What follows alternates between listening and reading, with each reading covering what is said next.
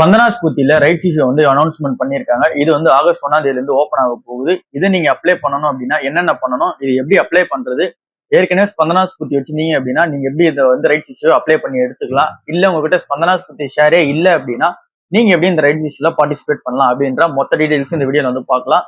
And then ஒரு டிஸ்க்ளைமரையும் வந்து நான் போட்டுறேன், நான் ஸ்பந்தனா ஸ்பூர்த்தி ஷேர் வச்சில்ல, ரைட்ஸ் இஷ்யூ வந்து நான் அப்ளை பண்ண போறது இல்லை. ஸோ நீங்க எல்லாரும் கேட்டு நீங்க கமெண்ட் செக்ஷன்ல இந்த ஸ்பந்தனா ஸ்பூர்த்தி ரைட்ஸ் இஷ்யூ பத்தி பேச சொல்லி, ஸோ அதனாலதான் இந்த video Spandana Spoorthi rights issue என்ன பண்ணலாம், அண்ட் தென் இது எப்படி அப்ளை பண்ணலாம், ஏற்கனவே ஷேர் வச்சிருந்தீங்கன்னா நீங்க எப்படி வந்து இந்த ஏஎஸ்பிஎஃப் ப்ராசஸ்லாம் வந்து கம்ப்ளீட் பண்ணலாம் அப்படின்ற மொத்த வீடியோவும் ப்ராக்டிகல் கைடன்ஸா இப்போ பார்க்க போறோம். பட் இங்க ஒரு விஷயம் இருக்கு. ஸோ இந்த ப்ராக்டிகல் கைடன்ஸ்னும் போது அந்த ஆப்ல வந்து என்னால ஸ்கிரீன் ரெக்கார்ட் வந்து பண்ண முடியல. பண்ண முடிஞ்சுன்னா ஈஸியா இருந்திருக்கும். பட் ஈஸியா வந்து நான் உங்களுக்கு வந்து சொல்லித்தரேன். ஸோ எப்படி வந்து நீங்க வந்து இந்த ரைட்ஸ் இஷ்யூ வந்து அப்ளை பண்ணி எடுத்துட்டு போய்க்கலாம், ஸ்பந்தனா ஸ்பூர்த்தி ஷேரை இப்போ அந்த ரைட்ஸ் இஷ்யூல எப்படி நீங்க பார்ட்டிசிபேட் பண்ணலாம் அப்படின்லாம் பார்க்கலாம்.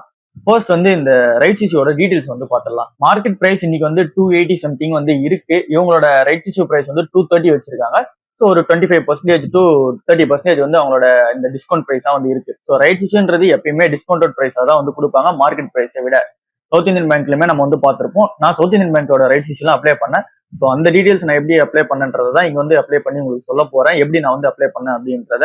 ஸோ அதையும் நீங்க வந்து யூஸ் பண்ணிக்கலாம். ஸோ இதுதான் இங்க ரைட்ஸ் இஷ்யூன்றது வந்து கொஞ்சம் டிஸ்கவுண்ட் பிரைஸ் வந்து கொடுப்பாங்க.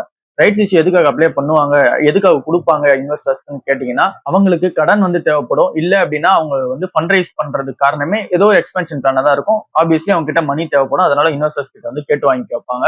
இது வந்து பாண்ட்ஸ் மாதிரி எப்படி ரைஸ் பண்ணுவோமோ சேம் கான்செப்ட் தான் இங்கேயும். ஸோ இந்த கம்பெனிக்கு 400 கோடி ரூபா வந்து பணம் தேவைப்படுது. எதுக்காக அப்படின்னா போன ஃபினான்ஷியல் இயருமே சரி, போன ஃபினான்ஷியல் இயர் ஃபுல்லாவே வந்து நல்லா இல்லை அவங்களுக்கு. இந்த ஃபினான்ஷியல் இயர் 2025 இல்ல Q4ல நம்ம பார்த்தோம்னா ஒரு 400 கோடி வந்து லாஸ் பண்ணியிருக்காங்க. அண்ட் தென் இந்த போன ஃபினான்ஷியல் இயர் ஒட்டுமொத்தமா நம்ம கனெக்ட் பண்ணோம் அப்படின்னா 1000 crores வந்து லாஸ் பண்ணியிருக்காங்க. ஸோ இந்த லாஸ் எல்லாத்தையுமே ரெக்டிஃபை பண்ணி ஸோ அதுல இருந்தெல்லாம் கம்பேக் கொடுக்கணும்ல. ஸோ அதனாலதான் இந்த ரைட்ஸ் இஷ்யூ வந்து அவங்க போடுறாங்க.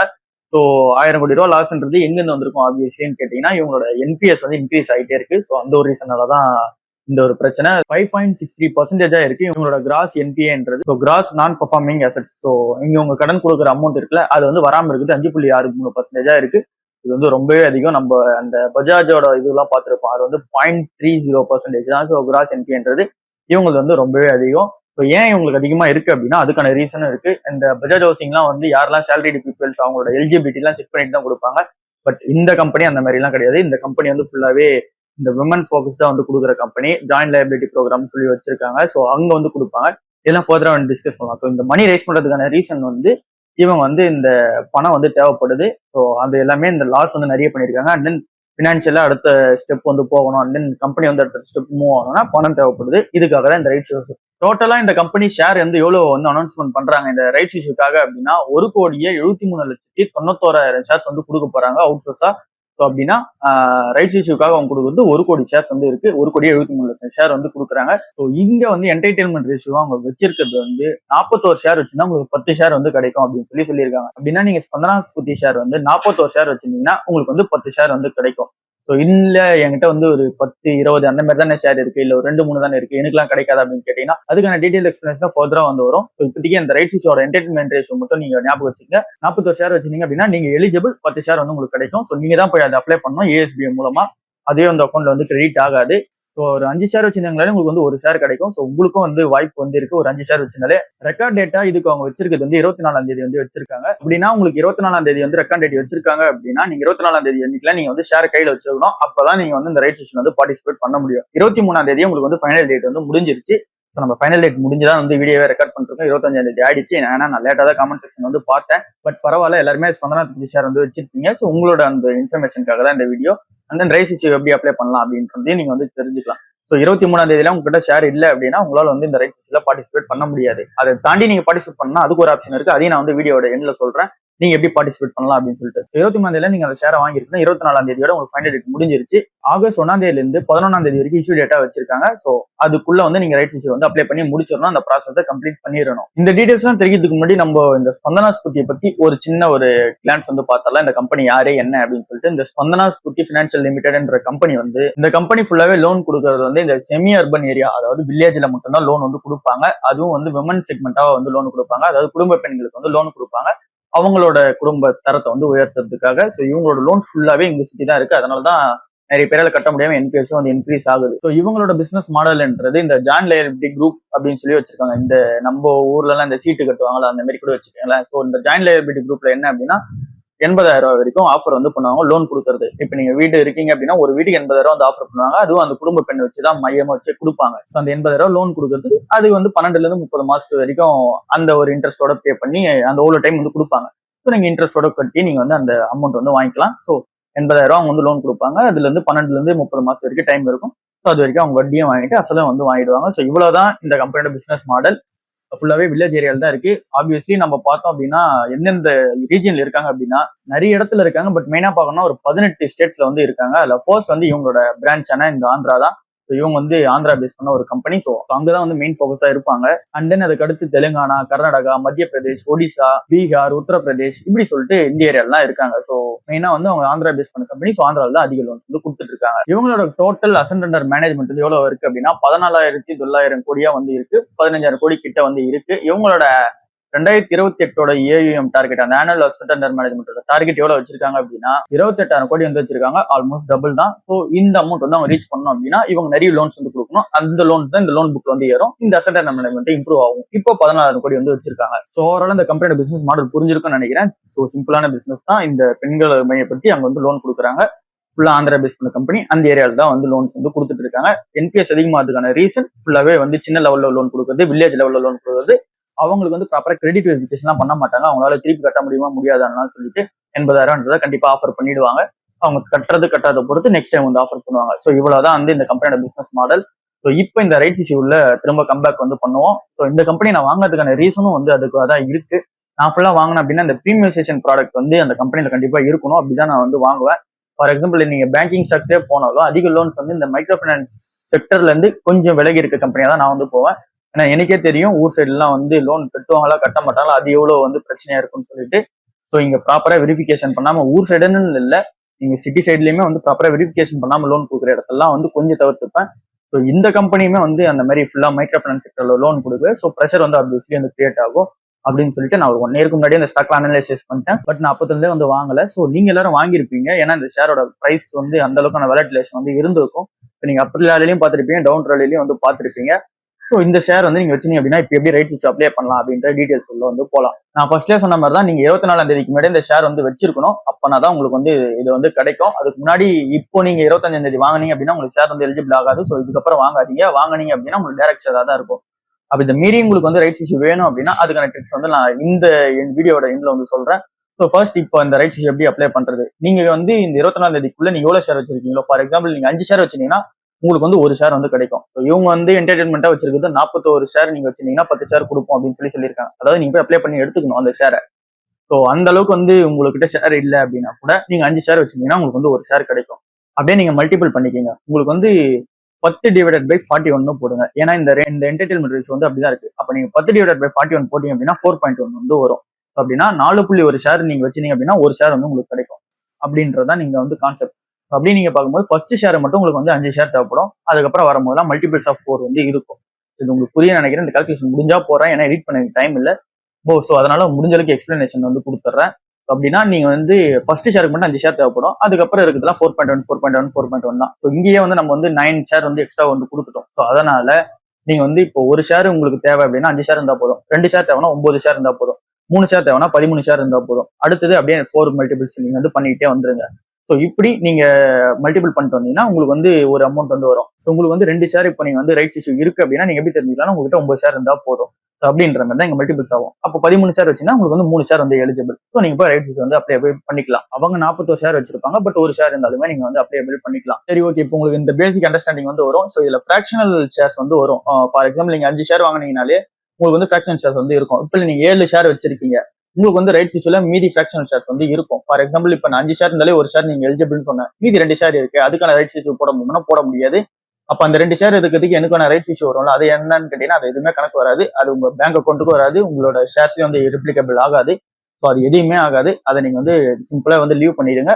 உங்ககிட்ட இப்ப 41 ஷேர் இருக்கு அப்படின்னா 10 ஷேர் கொடுப்பான்னு சொன்னாலும் அதே மாதிரி தான் 5 ஷேர் இருந்தா உங்களுக்கு 1 ஷேர் வரும், 9 ஷேர் இருந்தா 2 ஷேர் வரும். அது மட்டும் தான் கணக்குல வரும். ஃபிராக்ஷனல் ஷேர்ஸ் கணக்குல வராது, அமௌண்ட்டாவும் ஏறாது. நல்லா மைண்ட்ல வச்சுக்கோங்க. ஸோ இப்போ இந்த மாதிரி ரவுண்ட் பண்ணிக்கோங்க. ரவுண்ட் பண்ணிட்டு நீங்க வந்து வாங்கிக்க போறீங்க. ஸோ உங்ககிட்ட ரவுண்ட் பண்ணல அப்படின்னா கூட ரவுண்ட் பண்ணதுக்கு ஏற்ற மாதிரி நீங்க வந்து அப்ளிகபிள் பண்ணுங்க. ஃபார் எக்ஸாம்பிள் நீங்க வந்து ஒரு 14 ஷேர் வச்சிருக்கீங்கன்னு வச்சுக்கோங்க. இந்த 14 ஷேருக்கு நீங்க வந்து 3.1 ஷேர் வந்து அப்ளை பண்ணலாமா அப்படின்லாம் பார்க்காதீங்க. அப்படி வந்து உங்களுக்கு குவான்டிட்டியா அங்கே காமிக்காது, 3 ஷேர் தான் காமிக்கும். ஸோ நீங்க அப்ளை பண்ணும்போது 3 ஷேர்ன்றதை அப்ளை பண்ணிக்கோங்க. ஸோ இந்த மாதிரி நீங்க எவ்வளவு அமௌண்ட் ஆஃப் மல்டிபிள்ஸ் வச்சிருக்கீங்களோ அவ்வளவு அமௌண்ட் வந்து நீங்க போட்டுக்கோங்க. உங்களுக்கு எவ்வளவு எக்ஸாக்டா தெரியணும் அப்படின்னா உங்களோட ஷேர்ஸ் டிவைடட் பை 4.1 போடுங்க. உங்களுக்கே வந்து தெரிஞ்சிடும். ஃபார் எக்ஸாம்பிள் நீங்க வந்து 400 ஷேர் வச்சிருக்கீங்க அப்படின்னா 400 டிவைடட் பை 4.1 போடுங்க. அதுல எவ்வளவு அமௌண்ட் வருதோ அவ்வளவு வந்து நீங்க வந்து ஷேர்ஸ் எலிஜிபிள் அப்படின்றத வந்து கணக்கு வச்சுக்கோங்க. ஸோ இப்போ இந்த ஷேர்ஸ் வந்து எப்படி அப்ளை பண்றது? ஃபர்ஸ்ட் வந்து ஏஎஸ்பிஐ அக்கௌண்ட்னு சொல்லிட்டு ஒன்று இருக்கு. இதை நீங்க வந்து புரிஞ்சுக்கணும். ஏஎஸ்பிஐ அப்படின்னா அப்ளிகேஷன் சப்போர்ட்டட் பிளாக்ட் அமௌண்ட்னு சொல்லுவாங்க. ஸோ இது வந்து எல்லா பேங்க்லயுமே வந்து மேக்ஸிமம் வந்து இருக்கும். ஸோ நீங்க என்ன பேங்க் வச்சிருக்கீங்களோ அந்த பேங்கோட அபிஷியல் ஆப் ஏற்றிக்கங்க. ஜிபே ஃபோன்பே கிடையாது, அபிஷியல் ஆப். ஃபார் எக்ஸாம்பிள் நீங்க கோட்டக் வச்சிருக்கீங்கன்னா கோட்டக் மஹிந்திராவோட அபிஷியல் ஆப், ஐடிஎஃப்சி வச்சிருக்கீங்கன்னா ஐடிஎஃப்சியோட அபிஷியல் ஆப், டிஎம்பி வச்சிருக்கீங்கன்னா டிஎம்பியோட அபிஷியல் ஆப், ஹெச்டிஎஃப்சினா ஹெச்டிஎஃப்சியோட அபிஷியல் ஆப். ஸோ இதை வந்து நீங்க ஏற்றி வச்சுக்கோங்க. ஸோ அங்க நீங்க இந்த ஏஎஸ்பி என்ற காலம் வந்து பார்க்கலாம். ஸோ இந்த ஏஎஸ்பின்றது ஒன்றும் இல்லை, சிம்பிளா பேங்க்ஸ் அண்ட் தென் செபியால ரெகுலேட் பண்ணப்பட்ட ஒரு விஷயம் இது. ஸோ இங்க வந்து நீங்க ரைட்ஸ் இஷ்யூ வந்து அப்ளை பண்றதுக்கான அமௌண்ட் வந்து இங்க பேங்க் வந்து எடுத்துப்பாங்க. எடுத்துக்கிட்டு அவங்க வந்து அந்த காசு யூஸ் பண்ண மாட்டாங்க. ஒருவேளை உங்களுக்கு அந்த ரைட்ஸ் இஷ்யூ அப்ளிகபிள் ஆயிடுச்சு, ஓகே ஆயிடுச்சு அப்படின்னா உங்க பேங்க் அக்கௌண்ட்ல இருந்து அது கிரெடிட் ஆயிடும், உங்களுக்கு ஷேர்ஸா திருப்பி வந்துடும். ஸோ இங்க உங்களுக்கு இது நீங்க அப்ளை பண்ண தேவைப்படுறது உங்களோட client ID and then DP ID, உங்களோட பேன் கார்டு வந்து மேக்ஸிமம் தேவைப்படும். எல்லா இடத்துலயுமே கிளைண்ட் ஐடி இருந்தாலே போதும். இல்லை அப்படின்னா இந்த உங்களோட சிடிஎஸ்எல் ஐடி தான் சொல்றேன், இந்த சிடிஎஸ்எல் இந்த டெபாசிட் ஐடி தான் சொல்றேன். உங்களோட கிளைண்ட் ஐடி இருந்தாலே போதும், மேக்ஸிமம் இடத்துல அலோவ் ஆயிடும். முடிஞ்ச அளவுக்கு நீங்க அந்த ப்ரொஃபைல்ல போடணும்னே தெரியும். நீங்க ஜெரோதா வச்சிருந்தாலும் சரி, ஏஞ்சல் ஒன் க்ரோ எது வச்சிருந்தாலும் உங்களோட ப்ரொஃபைல் உள்ள போயிட்டு இந்த ஐடி வந்து எடுத்துக்கலாம். அது உங்களுக்கு வந்து இந்த ஆப்லேயே காமிக்கும்.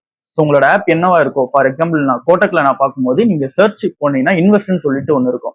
அதுல நீங்க ஐபிஓன்னு சர்ச் பண்ணா போதும். ஐடிஎஃப்சில நீங்க ஐபிஓன்னு சர்ச் பண்ணாலே வந்துருது, கோட்டக்லயே நீங்க ஐபிஓன்னு சர்ச் பண்ணாலே வந்துருது. ஸோ நீங்க என்ன ஆப் வச்சிருந்தாலும் ஐபிஓன்னு சர்ச் பண்ணா உங்களுக்கு வந்து ஒன்று வரும். அந்த ஐபிஓல போனீங்க அப்படின்னா இதுல வந்து இந்த ரைட்ஸ் இஷ்யூ அண்ட் தென் எஃபிஓஸ் இந்த ஆஃபர்லாம் இருக்கும். ஐபிஓ ஓப்பன் பண்ண ஆஃபரும் வந்து இருக்கும். அதுல நீங்க ரைட்ஸ் இஷ்யூ மட்டும் காலம் போனீங்க அப்படின்னா இப்போ நிறைய ஐபிஓஸ் வந்து இங்க இப்போ வந்து போய்கிட்டு இருக்கு. ஸோ அந்த கம்பெனிஸ் எல்லாம் வந்து லிஸ்ட் அவுட் ஆகும். அதை நான் உங்களுக்கு எக்ஸாம்பிளுக்கு வாசிச்சு காமிக்கிறேன் பாருங்க. டிடி லிமிடெட், இந்தோ சோயா லிமிடெட், கட்டி பட்டாங் லைஃப் ஸ்டைல் லிமிடெட். ஸோ இந்த மாதிரி நிறைய ரைட்ஸ் வந்து இப்போ கரண்டா போயிட்டு இருக்கு. உங்களோட இந்த ஸ்மதனா ரைட்ஸ் என்னைக்கு காமிக்கும் அப்படின்னா ஆகஸ்ட் 1ஆம் தேதியில இருந்தா காமிக்கும். ஆகஸ்ட் 1ல இருந்து 11ஆம் தேதி வரைக்கும் தான் காமிக்கும். அதுக்குள்ள காமிக்காது. இந்த டேட்ல போனாலும் உங்களுக்கு வந்து அதுல இருக்காது. இது வந்து என்கிட்ட இந்த ஆப் வந்து ஸ்கிரீன் ரெக்கார்ட் பண்ண முடியல, ஏன்னா சிஸ்டம் இன்டகிரேஷன் அண்ட் தென் ஒரு சில விஷயத்தினால ஸ்கிரீன்ஷாட் எடுக்க முடியல. ஸோ அந்த மாதிரி ஸ்கிரீன்ஷாட் எடுக்க முடியாதனாலதான் இப்படி எக்ஸ்பிளைன் பண்ண வேண்டியதா இருக்கு. இல்ல அப்படின்னா ஈஸி எக்ஸ்பிளனேஷன் வந்து கொடுத்துருவேன், புரியுற மாதிரி இருக்கும்னு நம்புறேன். ஸோ திரும்பவும் வந்து நான் உங்களுக்கு புரியலாம் சொல்றேன். உங்களோட ஆப்ல ஐபிஓன்னு சொல்லிட்டு நீங்க சர்ச் பண்ணீங்க அப்படின்னா இன்வெஸ்ட்ன்ற காலம் உள்ள இந்த ஐபிஓன்றது இருக்கும். அதுல நீங்க செலக்ட் பண்ணீங்க அப்படின்னா ரைட்ஸ் இஷ்யூ அண்ட் தென் உங்களோட ஐபிஓஸ் என்னென்ன இருக்கோ அது எல்லாமே இருக்கும். நீங்க ஐபிஓ அப்ளை பண்ணும்போது இப்படிதான் அப்ளை பண்ணுவீங்க, இந்த ஏஎஸ்பி அக்கௌண்ட் மூலமா தான். ஒருவேளை உங்களுக்கு ஐபிஓ கிடைச்சிருச்சு அப்படின்னா உங்க அக்கௌண்ட்ல இருந்து காசு எடுத்துப்பாங்க, கிடைக்கல அப்படின்னா உங்க அக்கௌண்ட்லயே காசு இருக்கும். ஸோ இதுதான் கான்செப்ட். ஸோ இங்க ரைட்ஸ் இஷ்யூலயும் சேம் தான். ஸோ இங்க போயிட்டு உங்களோட டிபி ஐடி அண்ட் தென் அதுல என்னென்ன கேட்கணும், பேன் கார்டு கேட்டாங்கன்னா பேன் கார்டு கொடுத்துருங்க. ஸோ அதை போட்டு நீங்க வந்து பதிவு பண்ணிக்கலாம். மோஸ்ட்லி நீங்க ஜெரோதா க்ரோ ஏஞ்சல் ஒன் வச்சிருக்கீங்க அப்படின்னா உங்களுக்கு சிடிஎஸ்எல் அக்கௌண்ட் தான் இருக்கும். ஸோ உங்களோட சிடிஎஸ்எல் அக்கௌண்ட்டுக்கு நீங்க அந்த ஆப் உள்ள போனாலே உங்களோட கிளைண்ட் ஐடி வந்து இருக்கும். ஸோ அதை நீங்க காப்பி பண்ணி போட்டாலே போதும். என்எஸ்டில இருந்தது உங்களோட ப்ரோக்கரேஜ் வந்து என்எஸ்டில இருந்துச்சு அப்படின்னா அங்கேயும் கிளைண்ட் ஐடி இருக்கும், அதை காப்பி பண்ணி போட்டா போதும். ரெண்டு காலமே இருக்கும்.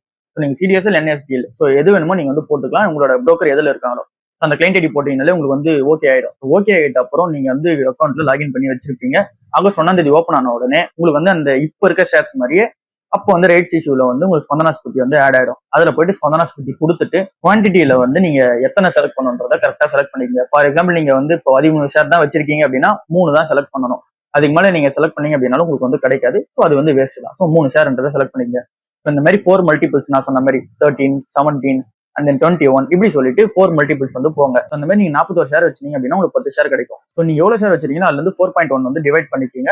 அதுல ஒரு அமௌண்ட் வரும், அவ்வளவு ஷேர்ஸ் வந்து நீங்க வாங்கிக்கோங்க. அதுல ஃபிராக்ஷன் எல்லாம் வருது. ஃபார் எக்ஸாம்பிள் வந்து இப்போ 13 புள்ளி அப்படின்னு சொல்லி வருது அப்படின்னா 13 மட்டும் வாங்கிக்கோங்க.